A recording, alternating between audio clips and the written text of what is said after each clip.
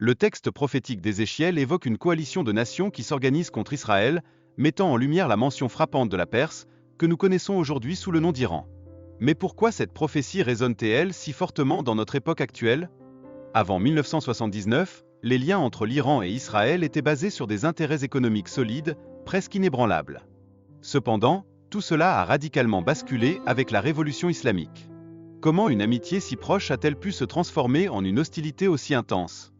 L'Iran, devenu un ancien allié, s'est métamorphosé en un soutien incontournable des adversaires d'Israël, intensifiant ainsi sa rhétorique anti-israélienne.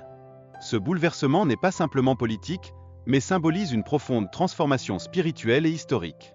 Que signifie réellement ce changement dans le grand schéma du monde? Autrefois perçu comme un instrument de Dieu pour libérer son peuple, l'Iran, illustré par l'exemple du roi Cyrus, reste un acteur complexe dans le récit biblique. Peut-on vraiment comprendre toute l'étendue de son rôle historique sans explorer les implications spirituelles qui l'accompagnent? La Bible nous parle des Mèdes et des Élamites, des puissances dont le rôle dans les événements prophétiques s'avère crucial. Leur ascension, prédite longtemps avant leur émergence, nous pousse à nous interroger. Qu'est-ce qui a été prévu pour ces nations?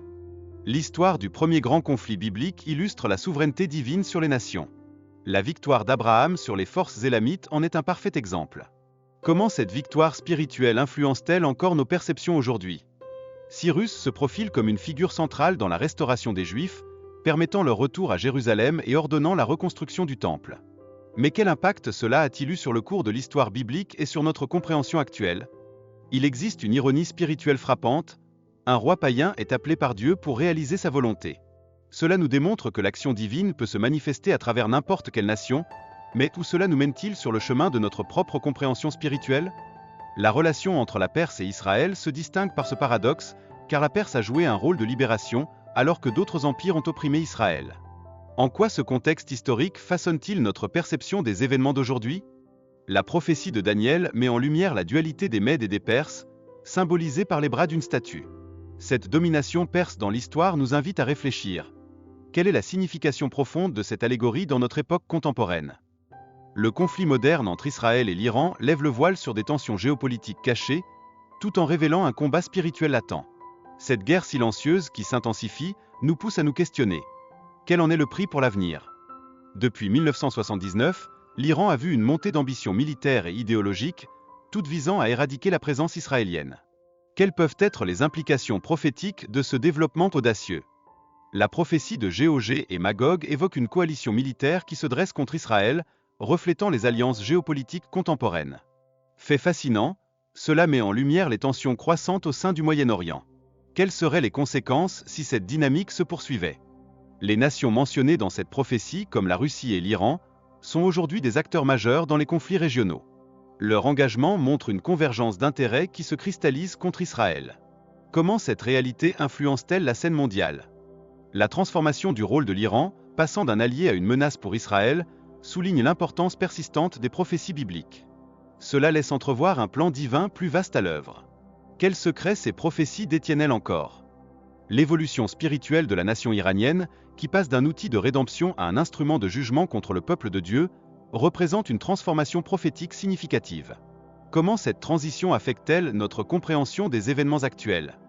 L'implication de l'Iran dans des groupes terroristes tels que le Hezbollah et le Hamas met en évidence son rôle en tant qu'organisateur et financier, exerçant une pression constante sur Israël. Quel danger cette dynamique engendre-t-elle pour la paix régionale? La montée du programme nucléaire iranien soulève des inquiétudes pressantes, car elle représente une menace existentielle pour Israël, en écho à la prophétie d'Ézéchiel sur la destruction. Quelles seront les répercussions de cette menace sur le monde entier? La confusion parmi les armées rappelle des épisodes bibliques antérieurs où Dieu a semé le trouble parmi les nations, comme durant les jours de Gédéon. Comment cette intervention divine pourrait-elle se reproduire dans les conflits modernes? Le jugement de feu et de soufre, qui évoque la destruction de Sodome et Gomorrhe, annonce un jugement qui affectera des nations entières, et pas seulement des villes isolées. Quelle est l'ampleur de cette colère divine? Le prophète parle de conséquences logistiques post-conflit, telles que l'ensevelissement des envahisseurs pendant 7 mois.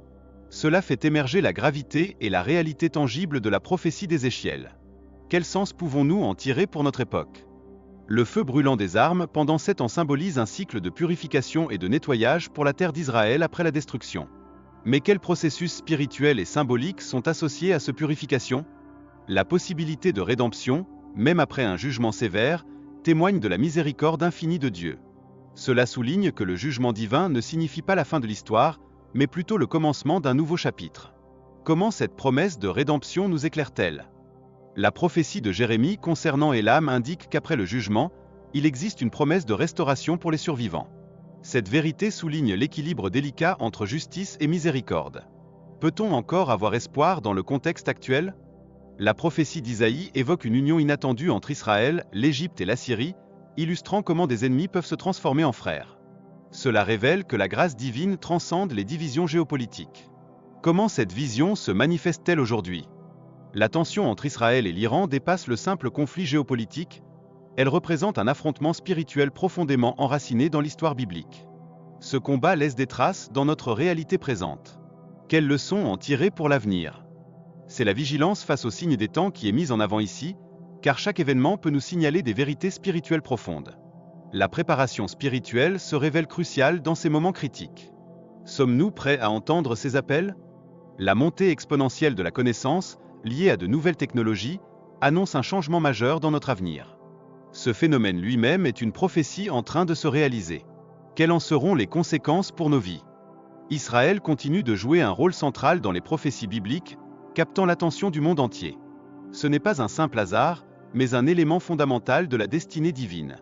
Comment cette centralité façonne-t-elle notre perspective? Le retour de Jésus s'annonce comme imminent, marquant le début d'une ère nouvelle. Ce n'est pas la fin, mais le commencement d'un royaume éternel, empli d'espoir.